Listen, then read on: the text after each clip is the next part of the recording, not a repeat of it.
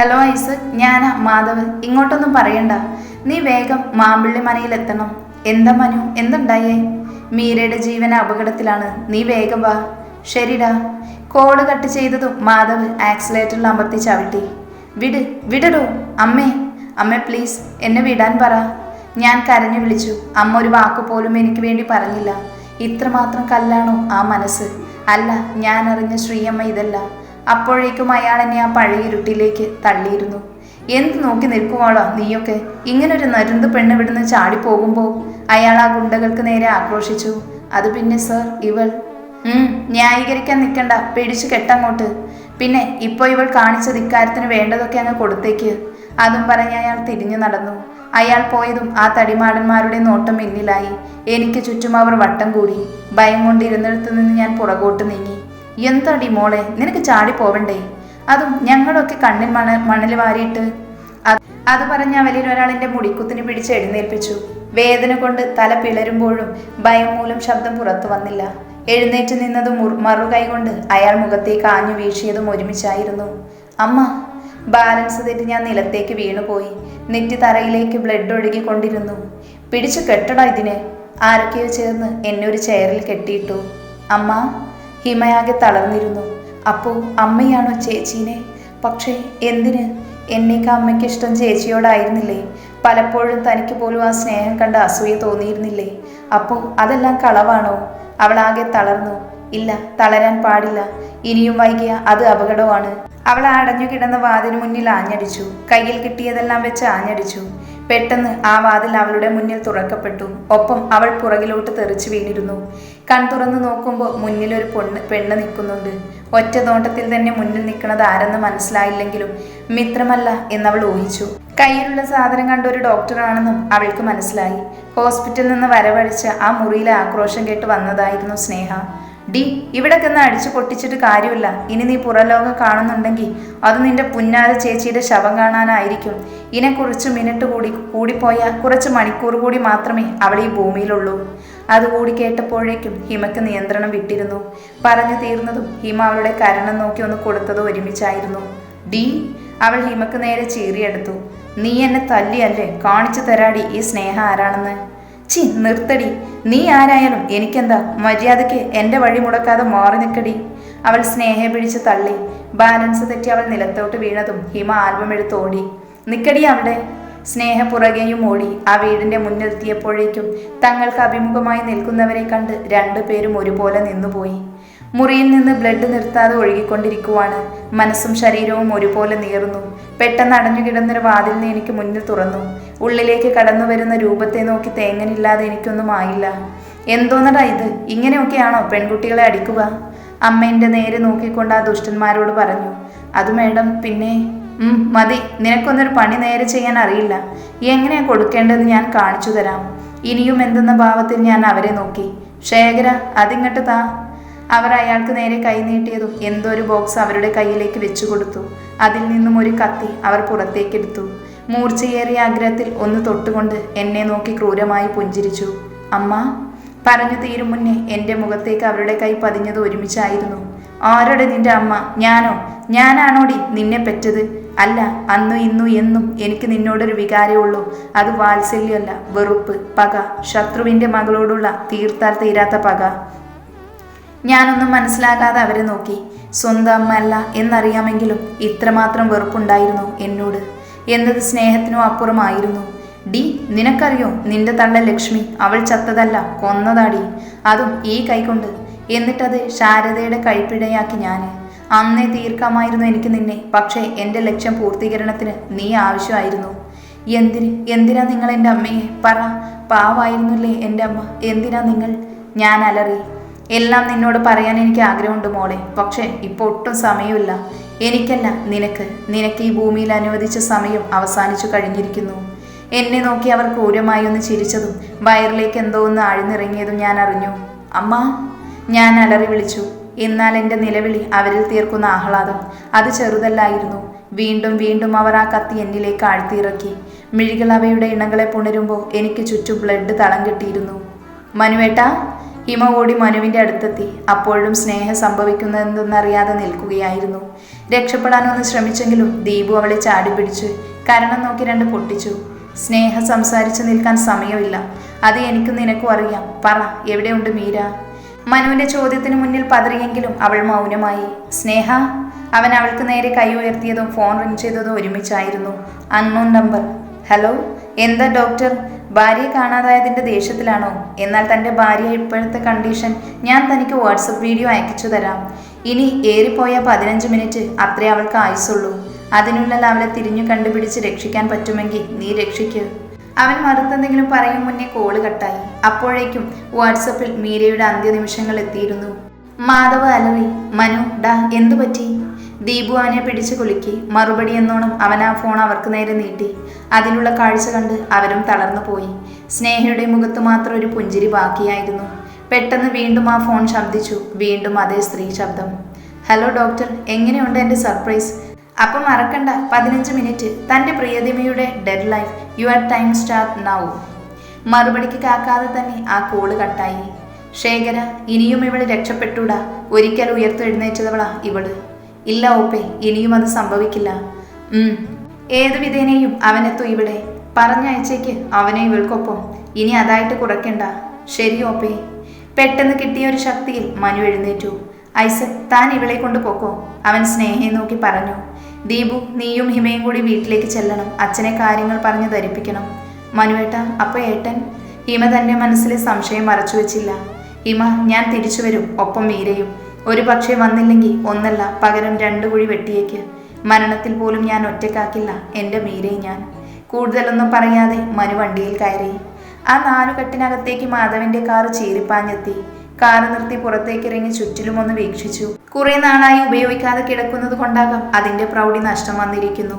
അപകടം എവിടെ വേണമെങ്കിലും പതിഞ്ഞിരിക്കുന്നുണ്ടാകാം. എന്നാൽ ഭയന്ന് പിന്മാറരുത്, സൂക്ഷിക്കുക.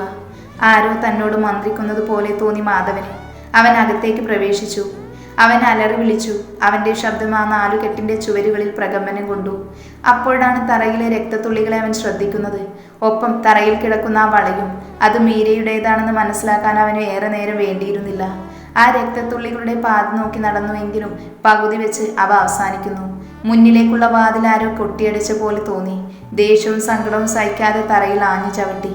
എന്നാൽ ആ ശബ്ദ വ്യതിയാനം അവനിൽ പുതിയൊരു പ്രതീക്ഷ നൽകി. ചുറ്റിലുമുള്ള തറയിൽ ചവിട്ടുമ്പോഴുള്ള ശബ്ദം അല്ല ഇവിടെ. ഒരു പക്ഷേ ഇതൊരു നിലവറയുടെ കവാടമായിരിക്കാം. കൈകൊണ്ട് ആ ഭാഗം നീക്കി അകത്തേക്ക് കടന്നു. ചുറ്റിലും ഇരുട്ടാണ്. വേഗം മൊബൈൽ ഫ്ലാഷ് ഓണാക്കി ചുറ്റിലും നോക്കി. അവിടെ കണ്ട കാഴ്ച അവനെ തളർത്തി കളഞ്ഞിരുന്നു. രക്തത്തിൽ കുളിച്ച് തൻ്റെ ജീവന്റെ പാതി. മീര. ഏറെ വിളിച്ചിട്ടും അവൾ കണ്ണു തുറന്നില്ല. വേഗം അവളെ വാരിയെടുത്ത് മാധവ് പുറത്തേക്കിറങ്ങി. ആ 4 കെട്ടിന് പുറത്തേക്കിറങ്ങിയ മീരെ കാറിലേക്ക് കിടത്തിയപ്പോഴാണ് തനിക്ക് ചുറ്റും വട്ടം വിട്ട് നിൽക്കുന്ന അവൻ അവരെ ശ്രദ്ധിക്കുന്നത്. എനിക്കറിയാവുന്നടാ മോനെ, നീ വരുമെന്ന്. ഇനിയിപ്പോ അവളെ ഒറ്റയ്ക്ക് പറഞ്ഞയച്ചു എന്ന പരാതി വേണ്ട. മക്കളെ, ഇവനെ കൂടെ അങ്ങനെ വിട്ടേക്ക് അവൾക്കൊപ്പം. ശേഖര, ഇതൊന്നും മാധവനൊരു പുത്തിരിയല്ല. പിന്നെ ഇപ്പൊ തീരെ നേരമില്ല. അതുകൊണ്ട് വേഗം വാടാ മക്കളെ. ആർക്കാണോ ആദ്യം ടിക്കറ്റ് വേണ്ടത് അവർ ആദ്യം വന്നോട്ടെ. പറഞ്ഞു തീർന്നതും ഒരുത്തൻ മാധവന് നേരെ കടാര വീശിയതും ഒപ്പമായിരുന്നു. എന്നാൽ അതിവേഗം അതിൽ നിന്ന് ഒഴിഞ്ഞു മാറി അതേ കടാര വീശിയവന്റെ കഴുത്തിൽ തന്നെ പതിച്ചു. പിന്നെ അങ്ങോട്ടൊരു ചെറിയ യുദ്ധം തന്നെയായിരുന്നു. മാധവിന്റെ കൈക്കരുത്തിന് മുന്നിൽ ഏറെ നേരം പിടിച്ചു നിൽക്കാൻ ശേഖരന്റെ ഗുണ്ടകൾക്കായില്ല. പിന്തിരിഞ്ഞോടാൻ നിന്ന ശേഖരനും കിട്ടി കണക്കിന്. കൊല്ലുന്നില്ല തന്നെ ഞാൻ. അതെന്താണെന്നറിയോ? ദുഷ്ടതരങ്ങൾ ഏറെ കാണിച്ചിട്ടും ശ്രീരാമന്റെ കൈകൊണ്ട് വിധിക്കപ്പെട്ടതുകൊണ്ട്, രാവണനും ശ്രീകൃഷ്ണന്റെ കൈകൊണ്ട് വിധിക്കപ്പെട്ടതുകൊണ്ട് മാത്രം കംസനും സ്വർഗം ലഭിച്ചു. എന്നാൽ നിന്റെ കാര്യത്തിൽ അത് സംഭവിച്ചുകൂടാ. ഒത്തിരി ജീവനെ രക്ഷിച്ച കൈയാണിത്. ഇനി അത് തന്നെ പോലെ ഒരുത്തന്റെ രക്തം കൊണ്ട് അശുദ്ധമാക്കുന്നില്ല. അവന്റെ കാര്യം ഞാൻ നോക്കിക്കൊള്ളാം. ശബ്ദം കേട്ടിടത്തേക്ക് നോക്കുമ്പോൾ ഐസക്കാണ്. കുറെ പോലീസും. മനു, നീ മീരെ കൊണ്ടുപോ. വാടിയ താമരത്തണ്ട് പോലെ കിടക്കുന്ന തൻ്റെ പാതയെ കാണും തോറും അവൻ്റെ ഉള്ളം പിടഞ്ഞു. അവളെ ഒന്നുകൂടെ നോക്കിക്കൊണ്ട് അവൻ്റെ കാൽ ആക്സിലേറ്ററിൽ അമർന്നു. മീരയുടെ റിലേറ്റീവ്സ് ആരാ ഉള്ളേ? ഐസുവിൻ്റെ ഡോർ തുറന്ന് പുറത്തേക്കിറങ്ങിക്കൊണ്ട് ഡോക്ടർ സാമുവൽ ചുറ്റിലും കണ്ണോടിച്ചു. മാധവ് തളർച്ചയോടെ അയാളെ നോക്കി. ഒപ്പം ദീപുവും ദേവനും വിശ്വനും സീതയും ജാനകിയും രവീന്ദ്രനും ഉണ്ടായിരുന്നു. ഡോക്ടർ, ഇപ്പൊ മീരയ്ക്ക്? ലുക്ക് മിസ്റ്റർ മാധവ്, മീരയുടെ കണ്ടീഷൻ ഡോക്ടർക്ക് ഞാൻ വിശദീകരിച്ചു തരണോ? വളരെ ക്രിട്ടിക്കലാണ്. ഒരുപക്ഷെ ഇത്തിരി നേരത്തെ എത്തിച്ചിരുന്നെങ്കിൽ. ഞങ്ങളുടെ മാക്സിമം ശ്രമിക്കുന്നുണ്ട്. എന്തായാലും ഇപ്പോൾ സർജറി കഴിഞ്ഞിട്ടുണ്ട്. എന്നാൽ 24 മണിക്കൂർ കഴിഞ്ഞ് എന്തെങ്കിലും പറയാനാകൂ. പ്രാർത്ഥിക്കുക. പലപ്പോഴും മെഡിസിൻ ഫെയിലാവുമ്പോഴും ഈശ്വരൻ്റെ ഒരു കരസ്പർശം കൊണ്ട് ജീവിതത്തിലേക്ക് തിരിച്ചു വന്നവരുണ്ട്. ധൈര്യം കൈവിടരുത്. ഡോക്ടർ അത് പറഞ്ഞ് നടന്നകന്നു. അയാളുടെ വാക്കുകൾ എല്ലാവരിലും ഒരേ സമയം പ്രതീക്ഷയും നിരാശയും പടർത്തി. എന്നാൽ ശ്രീദേവിയിൽ മാത്രം അതൊരു കുളിർമഴയാണ് പെയ്തിറക്കിയത്. ഒപ്പം നാളുകൾക്ക് ശേഷം ഹിമയെ തൻ്റെ മോളെ കണ്ട സന്തോഷവും തിളക്കവും ആ കണ്ണുകളിൽ ഉണ്ടായിരുന്നു. എന്നാൽ അവരിലെ ആ അഭിനേത്രിയാകട്ടെ ആകമേ സന്തോഷിച്ച് പുറത്ത് നല്ലവളായ അമ്മയുടെ വേഷമണിഞ്ഞ് മുതലക്കണ്ണീർ വാർത്ത് താൻ അറിയാതെ തൻ്റെ ചലനങ്ങൾ വീക്ഷിക്കുന്ന 3 ജോഡി കണ്ണുകളെ അവർ ശ്രദ്ധിച്ചിരുന്നില്ല. മാധവ് അടുത്തുള്ള ചെയറിലോട്ടിരുന്ന് കണ്ണുകൾ അടച്ചു. ഒരേ സമയം മീരയുടെ കൊഞ്ചലും പുഞ്ചിരിയും ദേഷ്യവും വാത്സല്യവും പ്രണയവും എല്ലാം അവനിൽ നിറഞ്ഞു നിന്നു. എത്രമാത്രം ഉള്ള നോവുമ്പോഴും അവളിൽ ഒരു ചിരി ബാക്കി ഉണ്ടാവും. തനിക്ക് ചുറ്റുമുള്ളവർക്ക് നോവാതിരിക്കാനുള്ള ചിരി. അതവനെ കൂടുതൽ വ്രണപ്പെടുത്തിക്കൊണ്ടിരുന്നു. എല്ലാം തൻ്റെ മാത്രം തെറ്റാണ്. അന്ന് അവളെ നഷ്ടപ്പെടുത്തിയതും ഇന്നവളെ ഈ അവസ്ഥയിലെത്തിച്ചതും എല്ലാം തൻ്റെ മാത്രം തെറ്റാണ്. ഒരിക്കലും തൻ്റെ മീരയ്ക്ക് ആരോ കൊല്ലാൻ പോയിട്ടുണ്ട്, ഒന്ന് നുള്ളി നോവിക്കാൻ പോലും ആവില്ല എന്ന് നല്ല ബോധം ഉണ്ടായിരുന്നിട്ടും അന്ന് അമ്മയുടെ അവസ്ഥ കണ്ടപ്പോൾ അവൾക്ക് പറയാനുള്ളത് പോലും കേൾക്കാതെ തള്ളി പറഞ്ഞു താൻ. ചേർത്ത് നിർത്തേണ്ട സമയങ്ങളെല്ലാം അകത്തി നിർത്തിയിട്ടേ ഉള്ളൂ അവളെ. എന്നിട്ടും ഇന്നോളം ഒരു പരാതിയോ പരിഭവമോ ഇല്ലാതെ സ്നേഹിച്ചവൾ. ഒരു നിമിഷം താൻ അവളെ ആ ഗാർഡനിൽ നിന്ന് കൂടെ കൂട്ടിയിരുന്നെങ്കിൽ ഇന്നിങ്ങനെ ഒരു അവസ്ഥ അവൾക്ക് വരില്ലായിരുന്നു. ഓർക്കും തോറും അവന് സ്വയം ദേഷ്യം തോന്നി. ചുമരിൽ ഒരു കരസ്പർശം ഏറ്റാണ് അവൻ കണ്ണു തുറന്നത്. നോക്കുമ്പോൾ രവീന്ദ്രനാണ്. മകളുടെ ദുരവസ്ഥയിൽ ഏതൊരച്ഛനിൽ ഉളവാകുന്ന നിസ്സഹായതയും വിഷമവും ആ മുഖത്തുണ്ടായിരുന്നു. മഹാഭാപിയാണ് മോനെ ഞാൻ. എൻ്റെ കുഞ്ഞു ജീവിച്ചിരിപ്പുണ്ടെന്നറിയാതെ അവൾക്ക് വേണ്ടി ബലിയിടേണ്ടി വന്ന ഹതഭാഗ്യൻ. ചേർത്ത് പിടിക്കേണ്ട സമയത്ത് അവളെ തള്ളിപ്പറഞ്ഞ ദുഷ്ടൻ.